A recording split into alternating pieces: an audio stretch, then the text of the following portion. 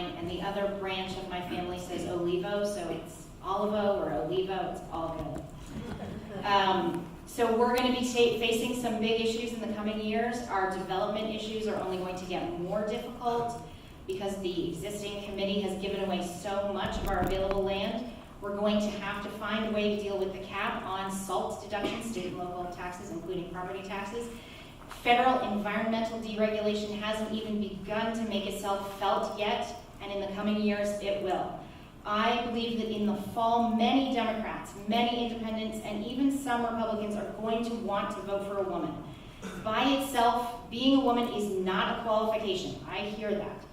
But looking at races around the country, special elections, primary results coming in, it's clear that many voters are looking for a woman this year, and I think we should give the voters of Morris Township the opportunity to vote for a qualified woman.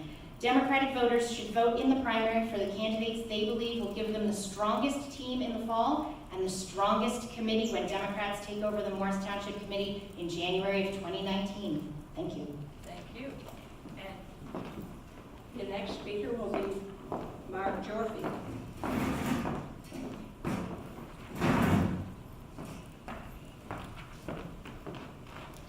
I'd like to thank the League of Women Voters again and for all the Morris Township residents for coming out here. I think everyone knows here that our party is on the cusp of a major turning point in the history of Morris Township. After knocking on doors across town and speaking with residents like yourselves, Dan and I feel the energy and excitement that's needed ahead of November's election. We believe strongly in public service. It's ingrained in our DNA. We believe residents deserve representatives who work for them, not against them.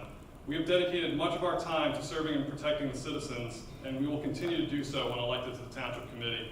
It's important for Democrats to have a seat at the table when we finally attain the majority on the Township Committee. We can't afford to be short-sighted right now in their decision of who we elect this year to represent Democrats in the fight for the majority in November. Dan and I believe we should put forth committee members who are focused on the future rather than dwelling in the past. Members who will be competitive in elections in the future when the political climate shifts. And make sure we have members who have public service experience, who are issues oriented, who are results oriented, and who are ready to take the fight to the Republicans in the fall. Thank you. Thank you. And the next speaker is Daniel Falkner.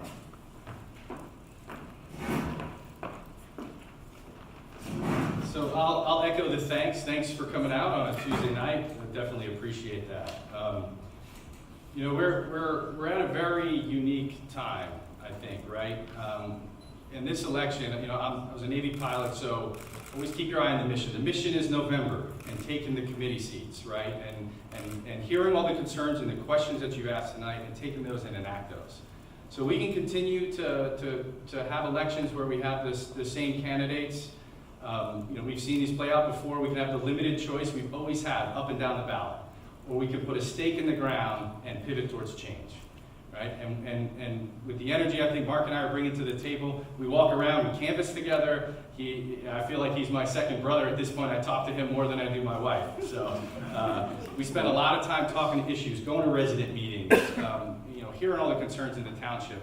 And we're team results-oriented people who work tirelessly for you to make sure that your best interests are represented, because we're residents here too. And his Washington experience and my diverse background in the military and banking, undergrad engineering degree, I've seen a lot of things, been in a lot of high pressure situations, and you can promise that come November, I think you'll be glad that you put us in those seats. So, thank you.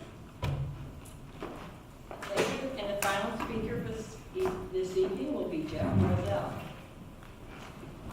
Thank you. Again, wanted to thank everybody for coming out tonight and thank the League for putting on this event. It's a great public service to the community. I also want to give a special thanks to Marie, who every year contacts all the candidates and makes sure that they can come out to debate the issues. So thank you to Marie for all your efforts over the years. The community appreciates it. I also wanted to thank Dan and Mark and Tara for stepping up as being candidates. For years, I was the only Democrat to step up. Even in years where there were 2 spots like this year, I was the only one on the ballot for the Democrats. So it's really nice to see the Democrats so energized and having 4 candidates up on the table here. And I feel really good that we actually have 4 really qualified candidates.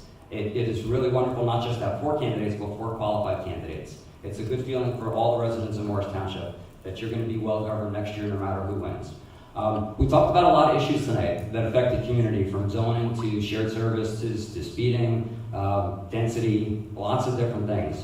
And I want to loop back to what I talked about in the beginning. If Democrats do take majority of the Township Committee this year, and I'm very hopeful that we'll win not just 1 seat, but 2 seats, we'll have to govern for the first time. We have to make decisions for the first time. We can't just sit on the side and say, we don't agree. We're going to have to be the ones who make decisions. And like I said in my opening remarks, experience matters. We need to show the residents of Morris Township that Democrats can govern.